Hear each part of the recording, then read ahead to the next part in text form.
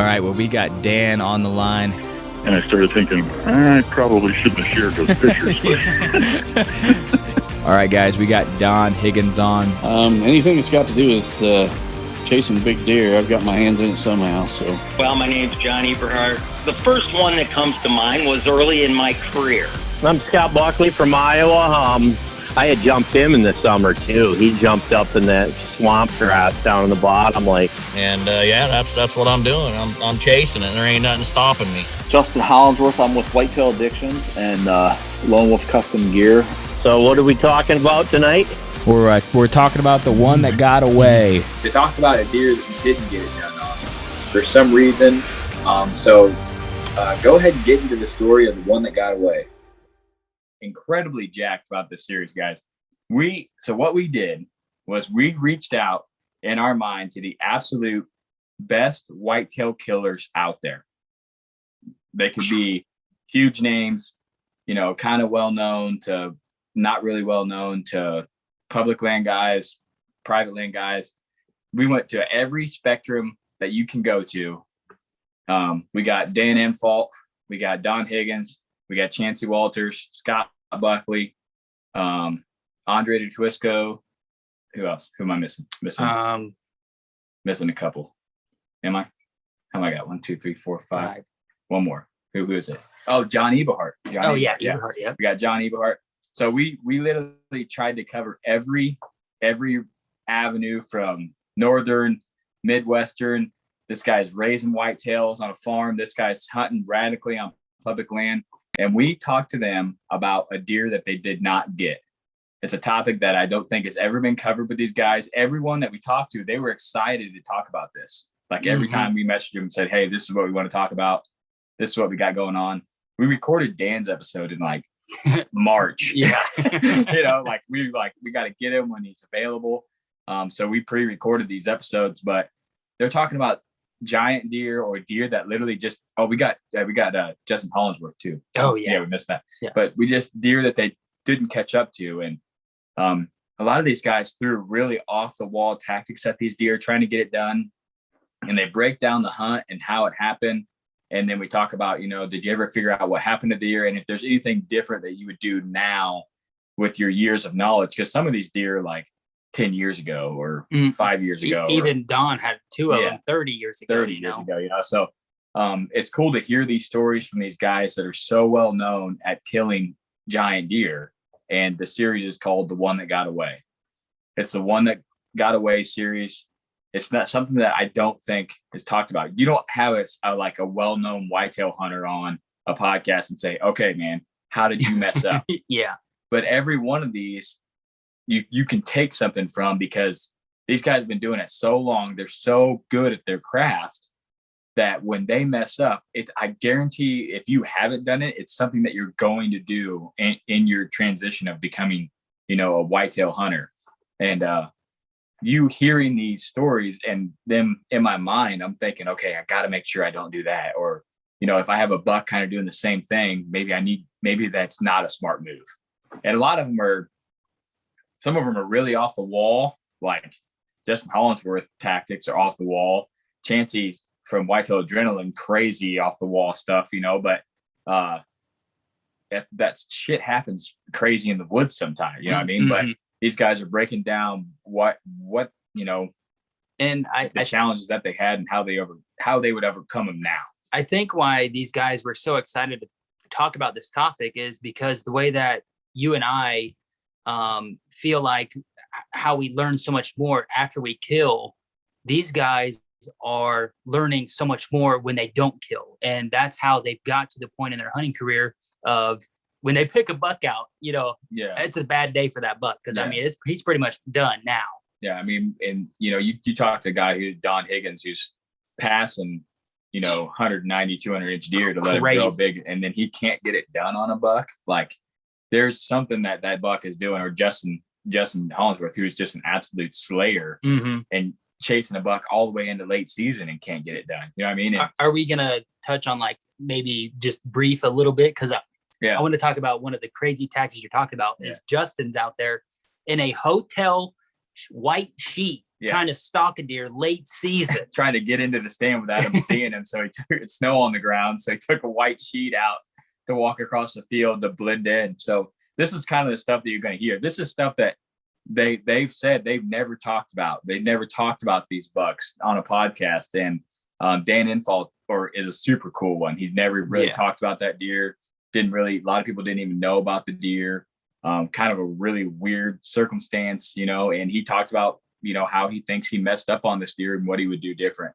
It's really cool hearing from these guys that are just stone cold killers about, hey man, I messed up, and we're going to bring these guys back to back to back all through season. So when you're out there hunting, you're going to get to hear a tactic that Dan Infalt used, a tactic that Don Higgins used, a tactic that John Eberhart used. We're trying to bring you the absolute best knowledge, tweaked a little bit. So it's different than those other podcasts where they've been on, where Eberhart's talking about Michigan or talking about saddle hunting. He might mention that in these episodes, but he's talking about a reason he didn't, kill his target buck. Like there was a reason he didn't make it happen. We had the latecomer Andre. We were trying to get him lined up, and he didn't make the video intro, which I'm kind of upset about. But are we going to play the intro right here? Yeah, we can do it right here if you want to, big dog. All right, let's do it right here, guys. This will be the intro for the whole entire The One That Got Away series. 3, 2, 1.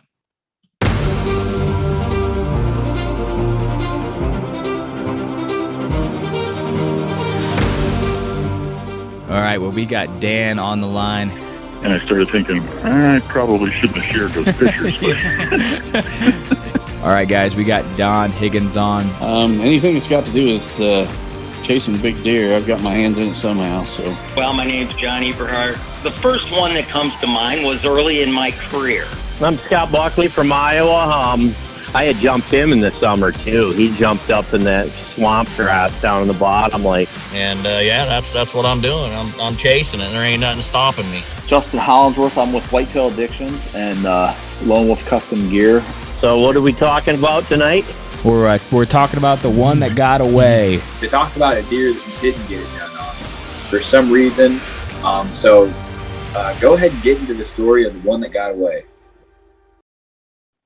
All right, guys. Well, that will be the intro that will be coming in your ear holes for the next 8 weeks or so as we go through these episodes. Besides this one, this is like 7 weeks, I guess. You're gonna get the middle. You're gonna get double introed on this one. I don't know. I was thinking about maybe keeping it because we need to get off with what we're about to get into. We need to get off that one, and I don't have right now. I just don't have the gumption to get another one done. I got you. So it'll come. But so that's the theory we've been holding back on you guys. It takes a long time to get these guys lined up and get them on the phone, and just huge shout out to all of them for coming on. And we're talking about some legendary deer in this, and like Scott Buckley's deer, the hunting public's hunting that same deer. That was cool. And no one can connect the dots, and just a lot of awesome stories that never got to get told, and now they're getting told on this series. So we really hope you guys enjoy it. One thing I will mention is these will also be going live on the Last Breath TV. We did get the chance to Zoom call a couple of these guys. A lot of these guys are pretty private on the Zoom call, but we got the chance to Zoom call a couple of them. So if you guys enjoy the video style, there is the Zoom call, version on Last Breath TV on YouTube. So you can, the bush lights are hitting me. Yeah, right. But you can watch it over there. But the One That Got Away series, we're kind of thinking about how do we open this up, and we got some intel about 3 months ago or so that we haven't really shared with anybody. We haven't shared with anybody, and it's pretty much altered our whole entire way of hunting. And we were pretty discouraged at first, but now I'm more excited. About it. If you caught last week's episode, like you didn't hear anything really. All you heard about was squiggles and pickles, pretty much. You didn't hear nothing about. I heard a chips and dip and a burrito supreme coming out. You didn't hear nothing about Magnum PI because RIP Magnum PI, the one that got away. So the first episode we're gonna start with the one that got away. we've been hunting these giant bucks and been able to, we killed Freeze. We were on him for 3 years. We were on Magnum PI for 3 years. Magnum PI was killed the very last day this public land was open in the morning. He was with some deer. We seen the deer that he was with, but we did not see Magnum PI. So we were literally set up in his line of traffic. We felt really good about that morning. Yeah. We feel like, man, we got the cold weather. We know these does are going to come through here eventually. He was with these does. Good chance he's going to be with them. And we see the bucks that were with him and no Magnum PI. So I still haven't listened to the No Picnic series, but I'd like to go back and listen to about like that last day. That's and just talk about that encounter. How bad you would have felt if you seen that first buck and didn't make a move, and then after the second buck, Magnum went through there. Yeah, I was thinking about that the other day. The second buck went through there and we still didn't move. Yeah. So, and if he wouldn't have got shot, he would have went through there and been out of shooting range and we didn't move. Yeah. So here's the scenario is we're set up where we've been watching these does bed for, damn near 2 weeks is every day we're out there, And so finally on the last day, we're like, okay, we got the weather. We can finally get in here. The only thing we don't know is if there's a good enough tree to get into because we haven't really been in this little pocket. We wanted to wait until we had the weather because those does were beating us back in there. We didn't want to get in there and bump them out. I think only 2 times we seen them. Yeah. The day after you killed. We always seen them coming out, but we never seen them going in because it was so hot. They were in there before. So we're waiting for that cold weather to be like, okay, we can get in here. They're going to be on the fields longer. We can get in here, make a move and not bump these does out here because these are our bread and butter does because whoever's on the private just absolutely murdered does. Yeah, just wiped them out. We went from seeing 15, 12 does to 4, from the year to year, so go ahead, sorry. And so just like Cody said, we finally feel like we get in there and get set up. We did a evening hunt over there because we knew the weather was going to be good. And then we went in there, got set up in the morning. And we did see those does come out that evening. Through the grass. Oh yeah, they were down there. Yeah, they were just bedded to the north. Yeah, and we did a little bit of rattling. Called in a absolute scrub buck. I mean, dude was pissed off, slobbering everywhere. He was ready to take what was his, and then it was late. It was like 10. Yeah, and up on that north ridge, across this marsh bottom. We seen a doe running into the timber across a wide open hayfield, right into the timber. And look at Cody. I was like, okay, about 30 seconds later, here comes a decent buck. You can tell it was a buck from 250 yards away. And he pops in right there. I was like, okay, buck chasing a doe. Seemed to be probably a shooter at the scenario we're at right now, last day. Need to get something down here, so would have probably been a shooter. And then it was about 5 minutes later, here comes a second buck, a little bit bigger. Yeah, pretty solid. Goes right in there. They're like, okay, all right, we have a hot doe in there. 1 buck's already went in there. Now we got 2 bucks in there. Yeah, we're just trying to wait. Like, okay, they're going to come our way. We're like, yeah, because I mean, they were running hard. If they're going to work that area, I feel like they're going to come right to us, But, yeah, easily could have come down, went right back into where she had maybe been bedding there, and felt really comfortable. And so, well, he's going to pin me down the rest of the day. I might as well get somewhere I'm cool with. So we were just kind of waiting it out at that point, and I'm like, all right, we got 2 bucks in there. What's the chances of 3 big shooter bucks gonna be right there, So we had literally talked about moving, and then like that was kind of the do we go or not is like, well, there's already been 2 bucks there, so what's the chances of 3? And I shit you not, about another 15 minutes later, it was a decent break, 3rd buck comes smashing in there, and that was a really nice deer. And we didn't move, and we just watched it. And then I felt pretty dumb because I was the one ultimately made the call of like, probably not going to happen. But if you got the only hot doe in the area, you can get a buck from damn near anywhere. Yeah. And that's when it was kind of pretty deflating at that point. And we should have put the work in and just went over there and made a move.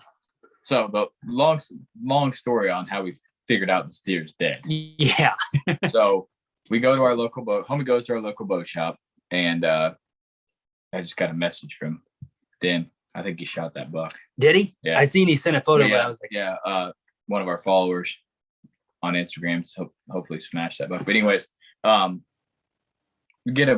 you go to the bow shop, and he's like, "Hey man, you know this deer?" And with the podcast, you're gonna get like people know who you are eventually around the area, and I was like, just off the top of my brain, I was like, no, I'm probably not gonna know this deer, probably not. But what do you got? And he shows me a picture, and I see Magnum's right base kicker that's like 3.5, 4 inches down. I was like, oh damn. That 1 inch drop time, you're like, yeah. I was like, yeah. Seen the split twos. I was like, all right, 100%. Yeah. So we get that intel. Dude don't know his name, no number, but the guy said, hey, let these guys know the steer's dead. I killed him, the last day out there. Mm-hmm. And we actually seen that guy walk out. And shout out to that dude, because he hunted there every morning. Walked in and walked out. Now, we talked about how hard it is to get to those places. He wasn't going as quite deep as we were into the shit, but still, we were biking in and he was walking. And I don't know if he had stands hung or not, but I'm pretty sure he did. Do you think it would be easier to walk? I don't know. It would be longer. It would be longer, and I don't think so. On the way out, maybe. On the way in, it's downhill. Yeah, the way in, solid. Yeah. The way in, you're smoking, man, dude. I know. The way in, I think, maybe just walk. And then you can get up that hill. On walk the bike out, maybe. Yeah. I walked the bike out last year a couple times, remember? Yeah, dragging a sweet-ass buck out. Yeah. But anyway, so the picture has this, it's a Facebook screenshot is what it is, and it has like who liked it on the bottom of it. So there's one name that says this guy liked this picture. So I'm like, okay. So I search that guy and I find him and I personally messaged him. I'm like, hey, dude, this is gonna be weird as hell, but you like this picture of this buck that this guy shot? And I know it's weird. I said, I'm really into whitetail hunting and getting the story and everything. So if you would let him know, if you know him personally, that I'd like to chit chat with him, here's my number, and that guy messaged me back finally and said, hey, that's the guy I work with. He shot that buck. I'll let him know. So like, sweet. And then like a week goes by, I don't hear anything. And then I finally get a call from the dude out of the blue. I got all my kids, mad chaos. So I told my wife, I said, I got to take this call. It was right after supper. So I just went outside and I'm like walking around. And so he tells me the story of how Magnum dies. So he's further to the west than us by quite a bit. Not crazy, but pretty good lick. And he goes, well, there's this doe, and it had these 3 bucks. 2 of them were really good bucks, 1 small buck, and then Magnum. And he's like, they're working this ridge. And I'm like, we seen all those bucks and that doe except Magnum come right off that ridge that morning. Mm-hmm. And then we seen that dude walk out, and he'd shot it the last day, and he was saying like, I was worried about getting the deer out of there because it closes. You're not supposed to be in there. And I was like, yeah, that's probably stressful. But so Magnum is way out of his zone. Like we kept talking about the Magnum zone. He's way out of where this dude is supposed to be in life. Like we ran cameras where this guy killed this deer. No bucks on that cam. A few does, but no bucks. Remember, that's the one that I went in and checked. And that guy's like, there's someone out here in shorts. Oh, yeah. Check the trail cams. I'm like, I don't know who that was. That was me.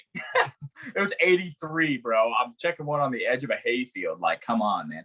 But anyways, no bucks at all, and we had run all that stuff early, and the giant typical was kind of over there, but then he faded out and there's nothing. There's literally nothing there. There's a buck that I killed over there, and that was it. Yeah.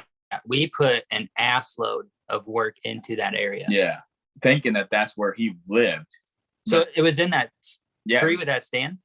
I think it was in that. Yeah. I think that's where The guy obviously won't tell me exactly where he's setting, right? Which I understand, but he's telling me the story and how it's working out and how he walks in every morning and what he looks at, and the shit's clicking. I'm like, okay, I know exactly where you're at, dude. I know where you're at. But anyways, Magnum comes in on this doe. He's running these other bucks off, and he's on one of these ridges. He's going to take like a 40-yard shot at him. Magnum turns, directly walks right at him, turns around 15 yards, quartered away, shoots him. And guy had never seen the deer, no trail cam picture of the deer, did not know the deer existed. Just literally out there putting the hours in the stand and killed an absolute giant buck out there. You know what I mean? So that just goes to show you can be like us, who has all the intel, 50 trail cams, video, 50 trail cam pictures, video, 3 years of intel combined with this, eliminating pieces of the property that he doesn't even use, knowing what trails he uses. Okay, he's here, he's here, he's here. Or you could be a guy who literally is just out there grinding, putting in hours and kills the buck. Like, and that shit happens. It's public land. You can't do anything about it. But like I said, that guy, the old black Ford, you're guaranteed me and homie and the black Ford, only mothers there. Yeah. People go in about 3-4 times and they're like, bruh, I'm not going back in there. Like, I'm white. Especially if they don't have a good hunt. Like if they have kind of a couple shit hunts, they're out. But that guy was only hunting the mornings. That's when we've seen our best activity. The guy knows how to, he knows the whitetail. He has cameras out there, he says, runs a bunch of cams, just didn't have any intel on that deer because the deer was never up there. No, yeah. He had cams up there, no pictures. Deer was way out of his zone on a hot doe. And that's why it's so important, if you have a target buck, to kill these things before the rut hits, because that deer is, but see, this is where conflicting stories come, right? So remember the last day we were out there? Remember, he was on the neighbor's food plot. That wasn't the last day because they weren't out there the last day. Oh, was it the day before? It was a couple days before. Oh, was it? I thought it was the last day. We were the only us in the Ford. Yeah. Okay, yeah. So I was thinking, man, they seen him on the neighbor's food plot. Yeah, that was when Magnum went 3 miles in one day because it was way up north and it was in the middle. South. Yeah, that was like on that Wednesday. Yeah. So he probably just pulled off that doe. Yeah. When we see him, he was looking for a doe. And then found that doe and was with her for 2 days and then was pulling off again. Yeah, I want to say it was a couple days after we seen him, then supposedly. But the does that we were waiting on is what had Magnum. How they were working circle and crescent moon and into that bedding area. He just got caught way before. Right. Right. So we were in the chips, but sometimes in the chips isn't good enough, especially if you're public land. You gotta be in the crevice, in the seam. Get in the seam. We were on the side of the dish. We're getting like that the very leftover salsa on the edge. We need to be right in the middle, scooping hard. But the guy had no intel of the buck, never seen the deer. But the guy was cool, really cool. Talked about the ground. Like I said, he wouldn't tell me exactly where he's hunting, which I get it. I'm cool with it. I asked him if he was the guy with the e-bike because we thought that was the dude with the e-bike, but no, he walks in. I'm like, that's the only guy I've ever seen walk in hunts right over there. I'm like, okay, yeah, I know. You walk across that big thing and we cut straight south and you walk further over. I'm like, okay, there's only one guy that walks in and I know where you hunt. And I'm pretty sure that's the guy that I seen in there when he seen me in shorts. But man, imagine if Magnum got killed on the edge of that hayfield, dude. Just like so close, so like classic. Like, I'm just gonna hunt this edge and wait for a buck to come through, and it was right on the biggest deer on the piece. Right, yeah. Like it's just crazy. But like I said, the guy really seemed to know the property, had walked it all. Kind of talked about what he'd seen out there, and he's going to be back in there. And I sent him every trail cam picture we have of him, talked about him from when I thought he was 3 to when he killed him, the trail cam videos, where we had encountered him, and he wasn't even in the ballpark of where this buck spent most of his time, and that just goes to show you can be there. You can do everything right. You think you're doing right, but you can just kill the buck. Just like I said, the guy on the north who had the nighttime scrape picks, like the only way that guy kills him if he's on a hot doe up there. That's the only way. And that's the same thing as this guy. Just got to be on a hot doe, and that guy could have been in other deer. I have no idea, but he said he'd never seen that deer before. So he said he shot him, didn't know exactly what he shot him, knew it was big, got down, didn't go very far, found him, got him out. I'm like, dude, if he would have went 80 yards to the south, you would have had a disaster. Yeah. Catastrophic helicopter rescue kind of deer out. Right. Worse than ours, getting it like that shit is. I don't know what it's like. Do not go in there in the summer. Do not go in there in the summer. Well, we were pretty much damn near the summer. That's what I'm saying. Yeah, don't go in there. But I don't know, fall, it might be better. Like November, it might be pretty solid. All that shit should be dead. Might be pretty open. But it's just like, there's no way in the summertime to ever step foot. Man, our squiggles are small. I know. I was wondering if your mic was on. Yeah, maybe my mic's not on. No, yeah, it is. It's on. Yeah. Is it plugged in? It's probably not plugged in. No, but I hear you good in my phone. Yeah. Anyways, this guy's like, God, this episode 203. 4 years. Get this shit together. Sick. The squiggles are big as hell now, bro. Look at that. What the hell is going on over here? Maybe had a loose connection, bro. Maybe I did. Oh, now they're small again. What the hell? Oh, he's got excited. Yeah. Anyways, so Magnum's dead. Okay. Magnum PI is no more. If you guys have heard us say, hey, we don't have a 170 plus to hunt. Another thing, this guy's cool. He's talking to me and he's like, hey, when I get the deer back from taxidermist, I'll let you come look at him. So I was like, sweet, dude. That would be killer. Just let me check the deer out. And that's all I can ask. The guy's not really big on social media. I thought it'd be really cool to have him in studio, kind of talk about the deer. But after talking to him, I realized that's not really his kind of cup of tea. He's kind of our age, I think, but just not really big on social, no Instagram, no Twitter, Facebook that him and his wife maybe share, or maybe she posts stuff on there, but he don't post very much, So, congratulations to that dude. He's out there hunting just like us. Just logging the hour. He's hunting every morning he can, and he was going somewhere else in the evening to hunt because he said the activity was low. I'm like, well, yeah, that was pretty much what we probably should have been doing, but we were like, you only get one chance at this freaking deer, so we got to make the best of it. And that just goes to show you could throw all your eggs in one basket and miss opportunities on other bucks like we did, and that deer could get killed by someone else that literally has no idea that deer is even alive. It's just part of the game when you're a whitetail hunter on public land or even private land. Your neighbor could kill something that's never been on his property ever, and he could kill it. It's just part of it, and it, like, remember a few years ago when I passed Mr. Maybe, the neighbor was like, I'm going to pass him. You should pass this deer. And Yeah. just smoked him during shotgun season. Right. Man, bro. Yeah. I passed him with a bow, and you're like, yeah, I'm going to hammer him. I'm blasted. And he's like, yeah, I shot that deer. I'm like, oh, okay. I see how you're working now. You tell me to pass the deer that you actually want to shoot. I got this all worked out now. So you tell me don't shoot this deer. You're targeting that deer. Yeah. Right. But that's just how it goes, man. That's just first year on a new property with new neighbors. It's just whitetail hunting. You can't control these deer.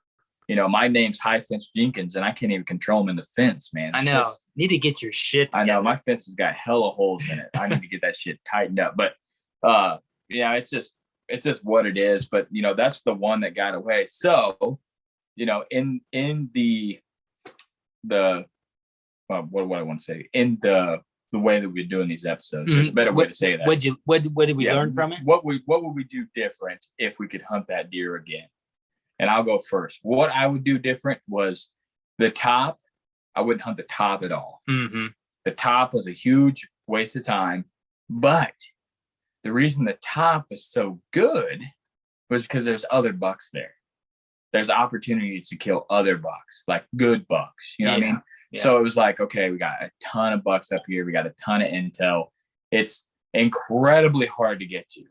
It's so hard, so much. It's twice as hard to get to in the bottom. Yeah, I mean, it is. It's incredibly hard. Should have been hunting the bottom. That should have been hunting that little bowl that we talked about that we've never hunted. We talked about hunting it, talked about running a cam. Still don't have a cam in there. Little bowl. The little bowl straight to the east. South. Remember, I said that this is the line from the Oaks over. Oh, that bowl right there on the backside of the cattails. Like we should have been hunting the ridge where the other guys were hunting. Shouldn't have let that deter us. We had multiple opportunities to probably kill him there. I mean, we know he's daylight in there. Yep. Shouldn't have let that deter us. The wind doing funky stuff in there was really hard on us. We should have just said, F the wind. We only get one shot at this. Let's go throw a sit on it. When we went in, when we were going to go in on the ground and scout hunt and potentially set up that one day, and we ended up not doing it. You remember when we were going to go back up on top and the back and scout hunt?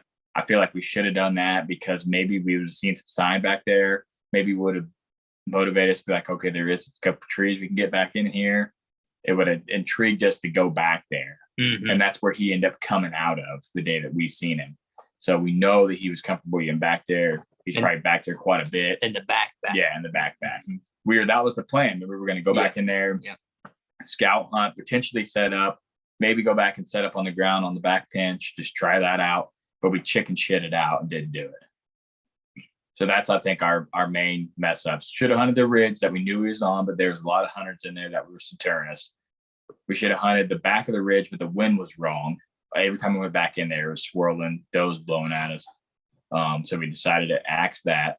Should have hunted the north of the ridge where the hot corner was more. But didn't do that.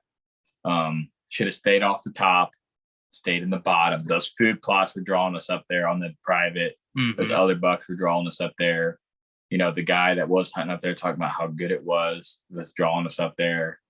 You know, and then that day that we should have went in and scouted instead of hunted. Other than that, that's pretty much all I would have changed. And if I could have changed the weather for November last year, that'd be sick. Yeah, that would have helped a lot. But other than that, that's what I got. What do you got? Yeah, it's just like you said, you know, we pussyfooted on the edge quite a bit, and we needed to be on that ridge, especially when we found that scrape right there. Walk around, and then we'd leave it, you know, which ultimately led us to you killing your buck. And but I mean, we were there to kill Magnum, and in my mind, I feel like there's a straight line from where I killed my buck to where Magnum came out of to the hot corner. I feel like they just right across. Yeah, there is that trail there. Them does come out of the hot corner, went up the fence, and went right into that pocket of timber. I feel like they go right there. I feel like there's just like it's a straight line, a straight shot. They're going, okay, we're really safe over here, but the food's over here. We just got to get to this little bit of bullshit in the middle. Yeah. And we're going to do it. And I feel like Magnum probably went through that hot corner a bunch. You know, I feel like a lot of bucks did. And we got a couple bucks on camera there right now. Have one in the daylight, you know what I mean, which is super cool.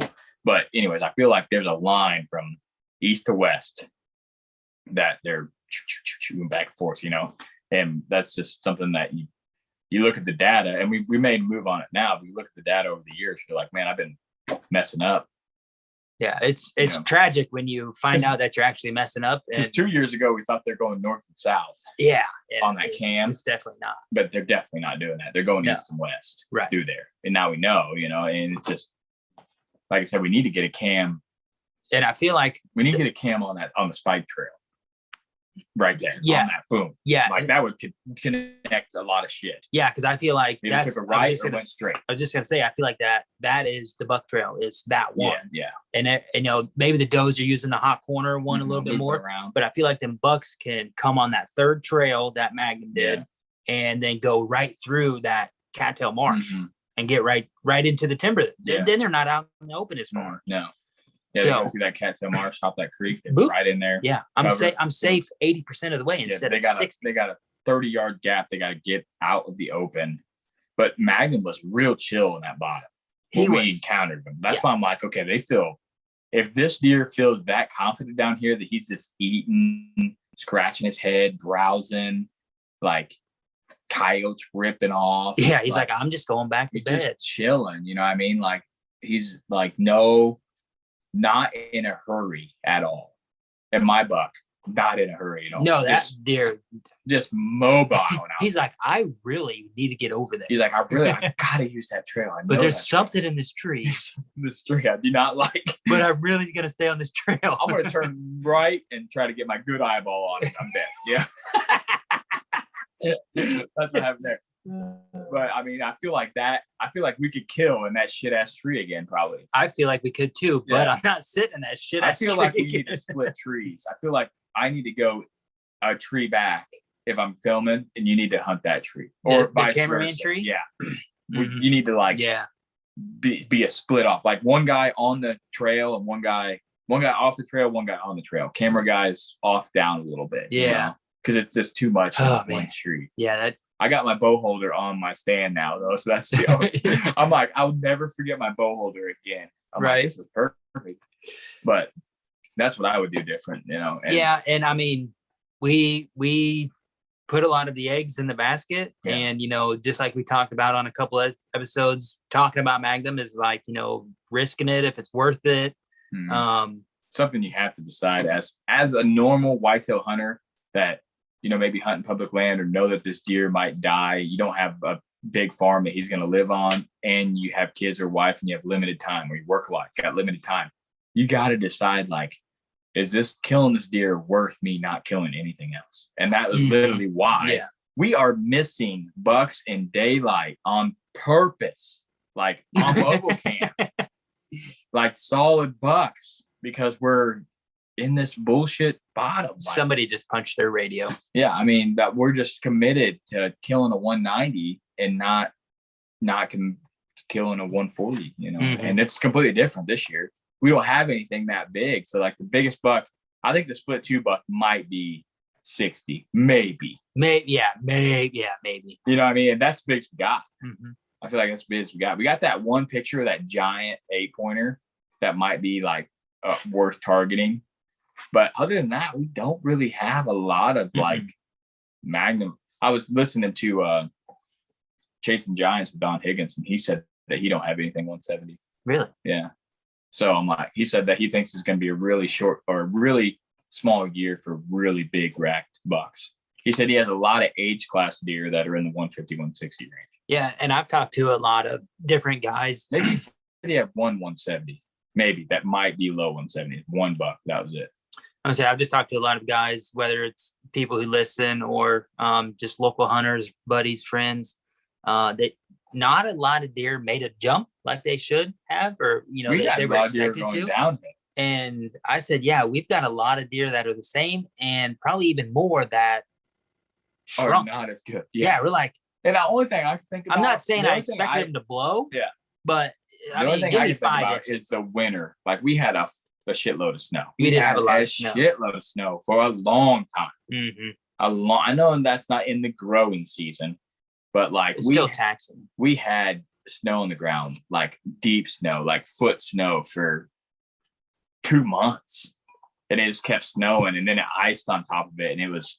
I mean, how many nights do you work at work? Like, yeah, the whole, you know, the more than I can month remember, of February, more than I can remember ever working, because the snow was so bad.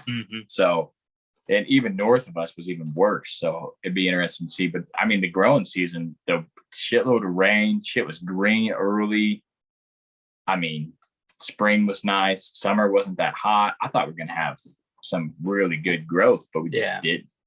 But we have a lot of, I feel like we got 5-year-olds like that 8, like the heavy 8 on Kings. I feel like that's like a 4 or 5-year-old buck. He just doesn't have it. Yeah, he just doesn't got it. You know, he's just one of those thick body, real thick body. Yeah, real heavy. You put him and Squiggles next to each other, there's a pretty good difference. Oh yeah. But you just not. Squiggles is 10 inches bigger, maybe more, because he just ain't got it. He reminds me of the buck my wife shot over there. Yeah, like that's exactly him. You know what I mean? Yeah, like right at like 128, 130, right on the button. You know what I mean?